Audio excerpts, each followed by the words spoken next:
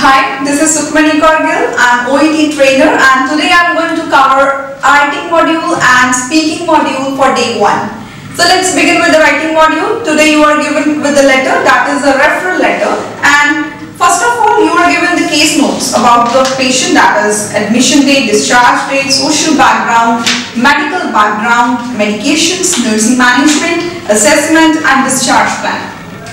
So first thing you should keep in mind, don't read the case notes first, read the writing task. That is, what is the task, what you have to do in this, then you should begin with the case notes. Let's read with the writing task.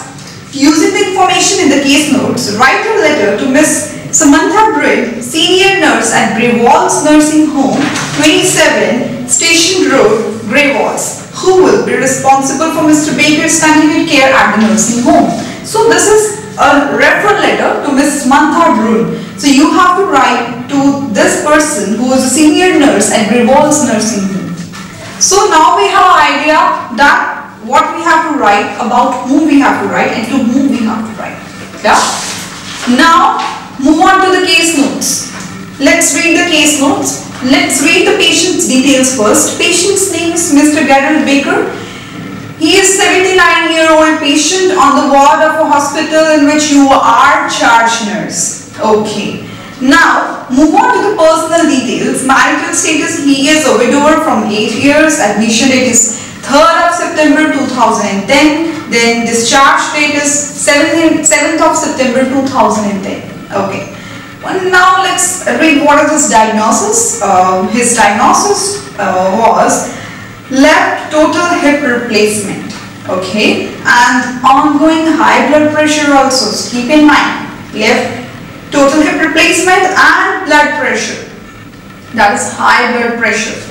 Now social background, he lives in Grey Walls Nursing Home from the last 4 years. Okay, so this is the main thing that you need to write, that is he lives in, you need to circle it. He lives in Grey Walls Nursing Home from 4 years.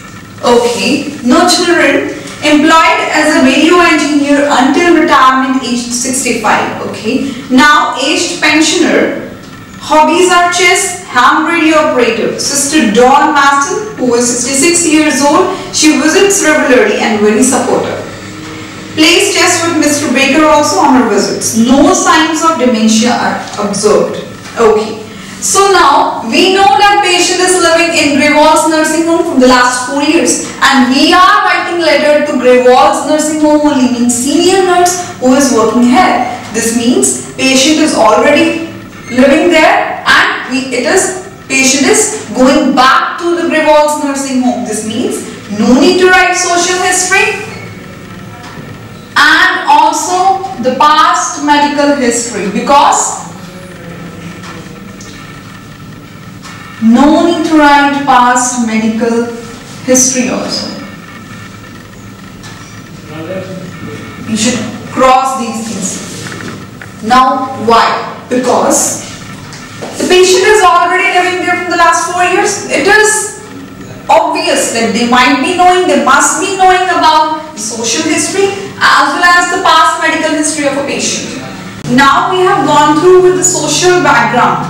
So now social background tells you that patient has been living in Grey Walls Nursing Home for the last 4 years. So this is the main thing that you have to write, the patient living in Grey Walls Nursing Home from the last 4 years. So this means you need not to emphasize on social history and the past medical history. So these are not important because they already know it, because patient has been living there for the last 4 years. Okay. So next move on to the medical background. So in 2008 osteoarthritis required total hip replacement surgery. 1989 hypertension, that is ongoing management. Okay, and 1985 Colles fracture. So these are the 3 things which are included in his medical history. That is osteoarthritis, hypertension, Colles fracture. And please keep in mind the patient has been living there for the last 4 years. This means they must be knowing it. Okay, next is medications. aspirin, Ramparil and Panadol. So these are the list of medications that he is taking. Next, the most important thing is nursing management in progress. That is what we provided during hospitalization and progress regarding his condition. Daily dressing surgery in CZ Insight. Okay. Range of motion, stretching and strengthening exercises are provided. Occupational therapy. Staples to be removed in the 2 weeks. That is on 21st of the next month. That is September, 21st of September. Also, follow-up FBE and UEC test at City Hospital Leeds. These are the tests that he needs to undergo after the discharge. Now move on to the assessment, that is good mobility post-operation, weight bearing with use of wheelie walker, walk length of ward without difficulty. So this is the progress report. Post-operative disorientation, regarding time and place during recovery, possibly relating to anesthetic, means due to anesthesia they are going to say. Continued observation is recommended here. Dropped HB post-operatively to 72, requiring transfusion of 3 units packed red blood cells. But now HB is stable, that is 112 on discharge. Ongoing required for anemia is ongoing monitoring. Dropped HB post-operatively, that is 272, requiring transfusion of 3 units packed red blood cells. Now HB is stable on discharge, that is 112. Ongoing monitoring is required for anemia because there are chances of anemia due to transfusion of these red blood cells. Now move on to the most important part, that is discharge plan. That means this is the thing that the patient is going to require. This he requires after the discharge. That is, we need to request them for these things. Second is preserve skin integrity, and next is continue exercise program. Next, they are talking about equipment which is required. That is wheelie walker, wedge pillow, toilet razor. That is hospital to provide walker and pillow. Hospital social worker has organized 2-week hire of razor from local medical supplier. So this is the discharge plan. Now we know each and everything about the patient. Now first thing is you have to circle those things which we have to include in our letter and then exclude those things which we don't need it. So I have already told you about the social history and past medical history, that we need to exclude it. That means, like I told you, he has been living in this hospital for the last 4 years. This means we need not to include these 2 things. So what you need to write now, like first of all, we need to write the date. You need to date your letter. That is date.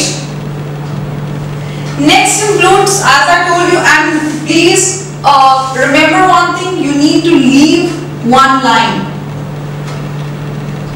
after date. After this, the name of person to whom we are writing the letter, that is Miss Samantha Bruin.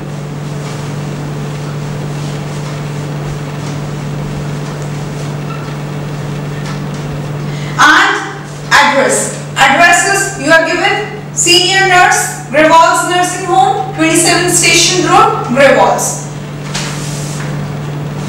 It's your first day. So this is the address, that is Miss Samantha Bruin, senior nurse, Greyvals Nursing Home, 27 Station Road, Greyvals. So this is your first day, so I'm going to help you in these things today. From the next few days, you'll be doing on your own. So next you have to write the subject and then the salutation. After, see, please note these things, that no need to put comma in here. Next is subject. And after that, you have to leave a line here, then salutation. Then comes body of the letter. So, in subject, what we will write? In subject, we are going to write the name of the patient, that is Mr. Gerald Baker, then his date of birth or age. You can write aged 79 or 79 years old, then please put full stop after that. Then dear Mr. or dear Miss Bruin, here we are going to write this. Don't write Miss Samantha Bruin full, because we have already written the full name here. So you can write dear Miss Bruin. Then leaving one line, you need to start with the body of the letter. Okay, and in the body, first paragraph, as I told you that you have to write the purpose of writing the letter, why you are writing the letter. So we can write that Mr. Baker, he is being discharged, Mr. Baker is being discharged from City Hospital back into your care today. You can write this line, or you can write this also, Mr. Baker is being discharged back to your care. You can write this also. So next we need to tell about the diagnosis, that is he underwent total hip replacement. Then the present condition, that he has good mobility and he can walk along with the ward using wheelie walker without any difficulty. So this is the main thing we need to tell about the patient. Next we need to tell about what we have provided, like about his medications and the treatment, or we can write about the daily dressings, that daily dressing needs to be changed or changes regularly, range of motion exercises, stretching exercises, occupational therapy to ensure the full recovery. We have to write that. So then we need to tell about what we are sending. We are sending wheelie walker, rich pillow with the patient, and our social worker has organized a hire of toilet razor that we have to discuss here. Next is the third paragraph. Here we can write about the present condition of the patient, means about his anesthetic, like there is no record of dementia, but you can write he appeared disoriented maybe due to anesthesia, or then you have to tell about hemoglobin, or we can say that about the RBCs, anemia and all that we can discuss in that. Then is the last paragraph, that is we need to request, a concluding request, that is we can tell about that also, that about the staples that are need to be removed on 21st of September. Then we have to tell about the follow-up test that was mentioned, FB UEC test will also be conducted there. That's it. So this is how you have to write this letter. No medical history, no social history. Next, there is always a line that please contact me with any queries. This you have to mention in the end. After leaving line, you have to write yours sincerely in the closure. Then leave a line, then write your designation and your name, that is charge nurse. Yeah. So this was all about today's letter. I hope you all are clear about it, because I have discussed the whole letter with you and all the things that we need to write and what we need to exclude, what we need to include. So the main thing I need to tell you about the letter writing is that you should be very focused while reading it. First of all, the task should be clear to you. What you need to write, to whom you are writing, and about whom you are writing. This means you need to select the correct stimuli, that is correct case notes, what is the information you need to exclude it, and what are the things you need to include in your letter. So am I clear? So I think today's letter is clear to you. If you have more doubts, you can discuss with me. Next, I'm going to tell you about some common mistakes that are made by the candidates and by my own students also sometimes. So I just want to tell you those mistakes. So I'm going to discuss about some mistakes made by students while writing the letter. Like, as it's your first class, so it's my duty to tell you the mistakes, the common mistake that you can also make in future. So beware of your mistakes. So I'll tell you some mistakes. First is, you need to take care about the language. It should be formal language. The most common mistake made by the student is using the informal language. So this should be avoided. So first of all, I would like to tell you about the word really. So students write, I really appreciate your ongoing management. So this is a little bit of informal thing. You need to include formal language. In place of I really, you should write, I greatly appreciate.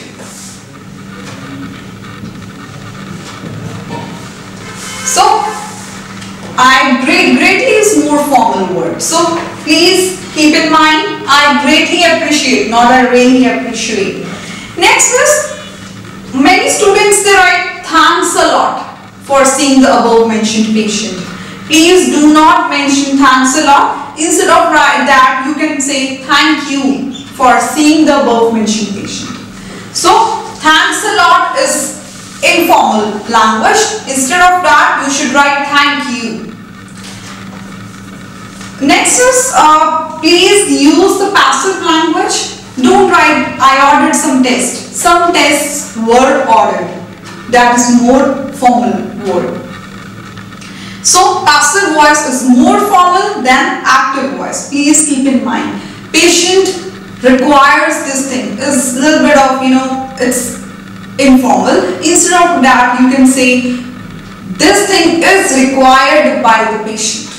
It's more formal. Next word is alcoholic. Like some students say, Mr. Smith is an alcoholic.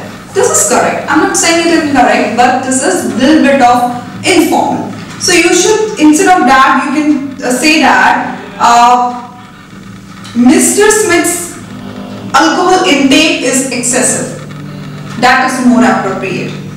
And next thing I want to discuss is that don't say too direct. Like for example, Mrs. Smith will be seen by a social worker. This is direct. Don't say direct. Please don't say directly. Instead of this, you can write kindly arrange an appointment with a social worker. Like kindly arrange an appointment with the physiotherapist. This is also correct. So these were some appropriateness of language that I have discussed with you. So I repeat some important points. That is always write in a passive voice. Second thing is always use formal language. Third is don't write such words like alcoholic, fad. These words should be avoided. And the last thing I want to tell you is don't say too directly. So these are the things you need to take care regarding the appropriateness of the language. Second thing is comprehension of the stimulus, means how to comprehend the case notes. These are also some mistakes students make. First thing is to remember the criteria, which are the things you need to include and which are the things which you have to exclude. Means you have to include the information that is very important for the task and exclude the information that is unimportant. So the best thing here you should see is question yourself. Ask yourself, if you are the examiner, you are the reader, which are the things that you expect from the candidates to write? So be examiner. Think as an examiner. As an examiner, that what should be included in this? What you want in this letter? Then start about that comprehension of stimulus.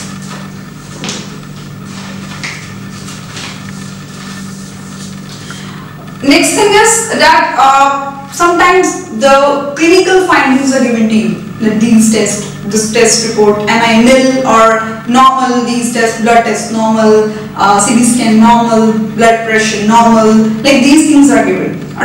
There is one thing like creatinine is abnormal, it is given, or sometimes value is given. So don't write this thing is normal, this was also normal, these were also normal. Don't mention this thing.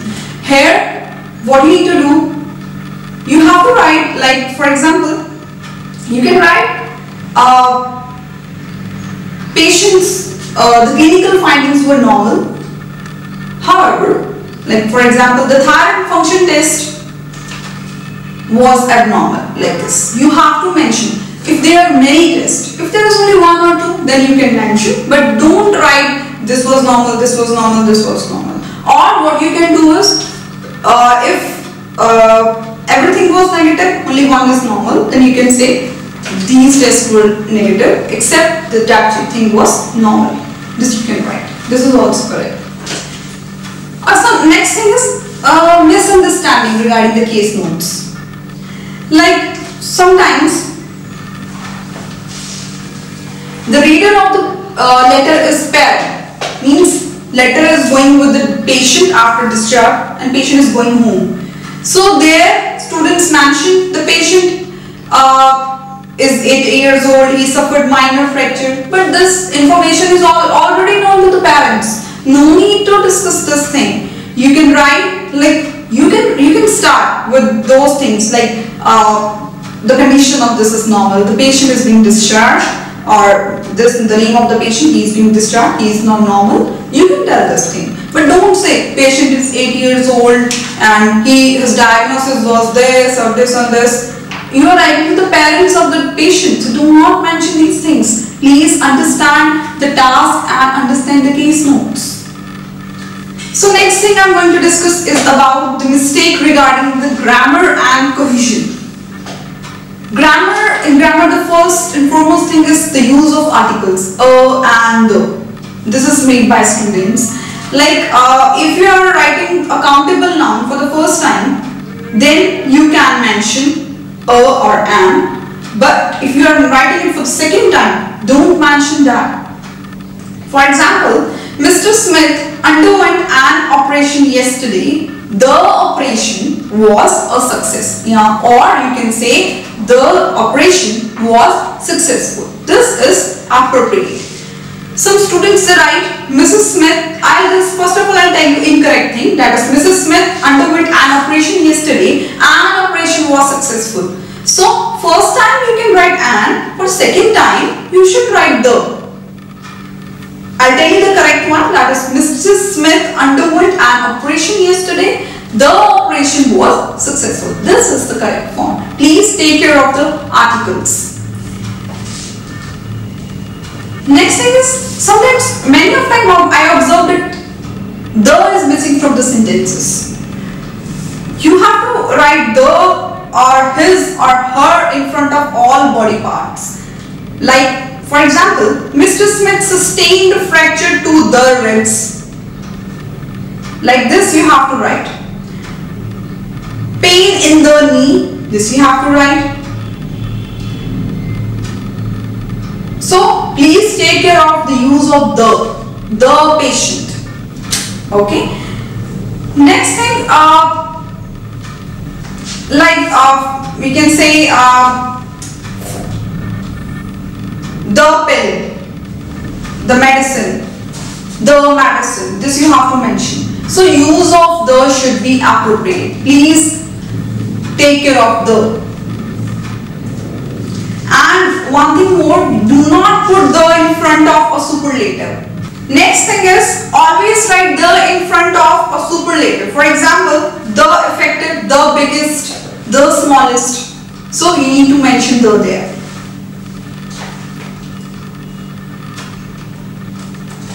So these were all mistakes that students make, and the next mistake I just want to tell you is joining words. Please write the joining words like connectors.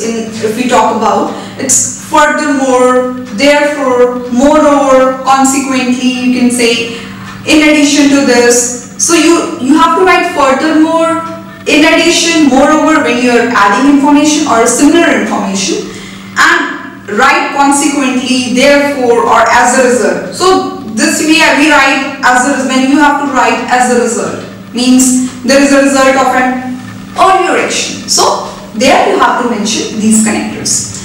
Next joining word is when you are writing difference or contrast, like however, in contrast.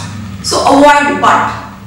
Instead of but, write however, in contrast. So you have to mention these words. Please take care of these things. And please write simple present. Use simple present tense. Don't write she had a history of this. She has a history of this. So this should be taken care. And next thing I just want to discuss with you about is that like list of medication.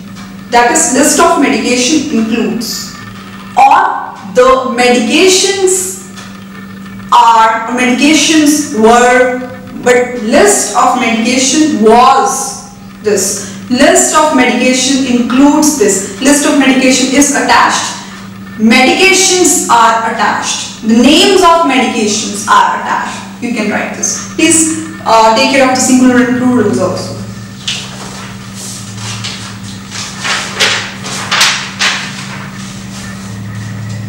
Next thing is spelling and punctuation. This is the most important thing because it's not a big issue, spelling and punctuation, but sometimes we make. So like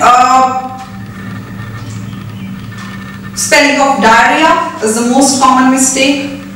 And please write the capital letters of proper nouns. Capitalization is very important. Do not need to use capital letters with diseases or normal conditions. For example, please write capital letters with trade names of medications. For example, Panadol, but not for generic name, that is paracetamol. Paracetamol is a generic name, Panadol is a trade name. You have to write capital letter, that is P for Panadol, and paracetamol's P should be small. So please take care of these things and don't capitalize the names of diseases and normal conditions. But words like health department, pharmacy guide, so these things should be capitalized. Names of people, places, they should be that you know, the uses of noun. To improve your grammatical accuracy and knowledge, I am going to discuss some confusing words with you today. Like that often they are mistaken while writing letter. So first word I am going to discuss about complain and complaint. So that is complain, that is C-O-M-P-L-A-I-N, and next is complaint. So these are two different words, but it's too common. This mistake is too common. Complain is a verb and complaint is a noun. Complain is the patient complained of abdominal pain. The patient complained of this thing. Complaint is like the patient presented with a complaint of abdominal pain. You can say this also. The patient complained, that is ED, of headache. The patient presented with the complaint of headache. So please understand the difference between these two words. Complaint is the countable noun. So it can be used in the plural form as well as singular within the article. So, for example, Mr. Smith presented with the complaints, that is T. The second one, complaints of nausea, headache and fever. So this is plural. Mr. Smith presented with a complaint of nausea. So here it is singular. So this can be changed according to need. Next is three words: suggest, recommended and advise. Advise is A-D-V-I-S-E. Suggest, recommend and advise. These all are words, those are commonly used in referral letters to report some information that is given to the patient. But the rules of their use is different. Here I am going to discuss some examples as well as some mistakes also using these words.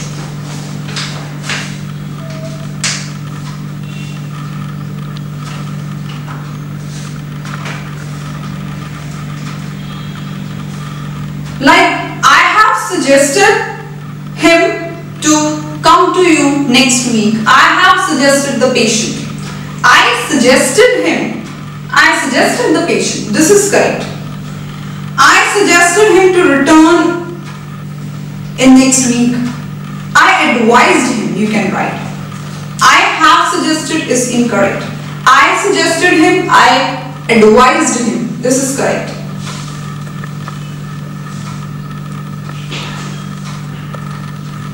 So the words suggest and recommend, they cannot be followed by an object pronoun such as him or her.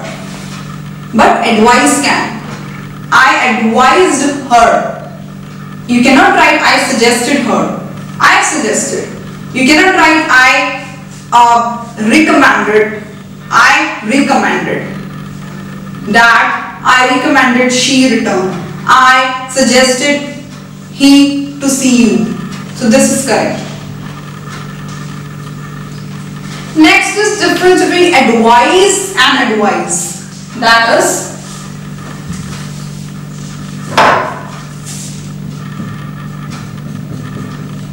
advise and advise. So these are two different words. Advice means we advise the patient to follow the instructions. So there it is advice, that is ADVISE. ADVISE is like we give advice. Like I just want to give advice, that is see, I just want to give advice to you to lose your weight. This is this. I want to advise you to lose weight. Here this is included. So please take care of these two words also. So let's move on to the next module, that is speaking module. In speaking module, you are given a role play, that is a task, that is a card which tells you your task that you need to complete in a given time, that is 5 minutes. In this task, you have to play as a nurse and examiner will be playing as patient. So first of all, I am going to tell you which are the problems experienced by the students, candidates, and what are the things need to take care, and then I am going to discuss about the role play for day 1, that is on thyroid gland removal. That is a patient who has undergone thyroid gland removal and you are talking with that patient. So let's move on to the things which are found difficult by the students. So students experience many different problems when trying to ensure their tasks. For example, not completing all the tasks, means all the questions. Second is forgetting a task. Third is getting confused about which task they are up to and worrying so much about completing the task that they don't concentrate on communication, and also becoming paper focused. So please don't worry about it and just focus on your communicating skills and also on task completion. So there in your test, your overall communicative effectiveness is judged. So there is some criteria. First of all, a student, which is meant to be a strong proficient, or we can say strong candidate for the role play, what they look into the page, the student is effective communication, confidence, task completion, and how you are conversating with the patient, and have you understood the task or not. So now I am going to discuss the qualities which they look into a strong proficiency candidate. So a strong proficiency candidate will show sufficient language skills to effectively complete the task as required by the role play, demonstrate the language skills that a health professional would use to guide and advise a patient during a consultation, for example, informing, explaining, reassuring, advising, and inquiring. So you need to take care of these things. Next is be active in maintaining the conversation. For example, he or she will initiate the consultation and not simply wait for the patient to ask him or her questions or pass information. Next, interact meaningfully with the interviewer, or we can say patient. Communicate confidently within the situation provided by the role play. Use appropriate medical terms, but explain the terms. For example, conditions, treatments, in ways that a normal patient can understand. Please keep in mind, he is a patient, not a medical professional. Don't use too much difficult medical terms. You can use blood pressure, you can use stroke, or you can say heart attack, you can use. But if you're using stroke, please make him understand. You can ask him, like, do you know anything about stroke? So you need to explain that thing. Next thing is demonstrate that he or she can take the information from the role play card and information the patient provides and use it effectively to complete all aspects of the task.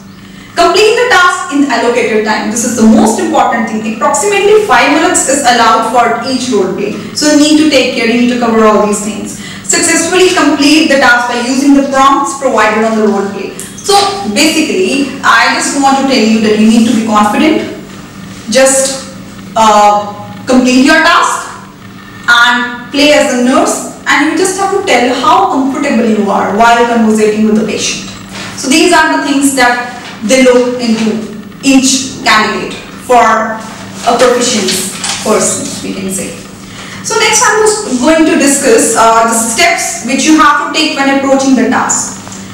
First of all, determine where you are, who you are and who you are speaking to. Next, make a generalization about what is wrong with the patient. For example, angina, diabetes, asthma, or we can say pain somewhere. So you need to determine that. Next is think about what you know about the topic and then decide how much of this information is needed by the patient or required in the role play. Then work out what you are expected to do. For example, reassure, or you have to give advice to the patient, or you have to give information, or you have to persuade the patient. So there can be different types of role plays. Then try to determine the patient's mood. For example, patient is nervous, patient is aggressive, patient is angry, or he is stressed, or we can say unhappy, depressed, or in a hurry also. So need to determine the mood of the patient also. And the mood of the patient can be determined while starting the role play, also while reading your task. Think about why the patient is feeling the way he or she is. Reason. Then next is think about how you will approach the patient, remembering the patient's mood. If a patient is aggressive, so you need to be very humble. You can say, I apologize for this, or please try to cooperate. Like this, you have to handle the patient. Next, try to think about how the conversation will flow. For example, what will be the steps? Information, for example, first you have to provide information, then discuss the problem, then discuss the resolution, or persuade, or reassure. So this is according to task. So try to have a big picture, or you can say big idea about the role play before thinking the different parts of the conversation. So this is the most important thing you need to take care before starting the role play. So let's talk about today's role play.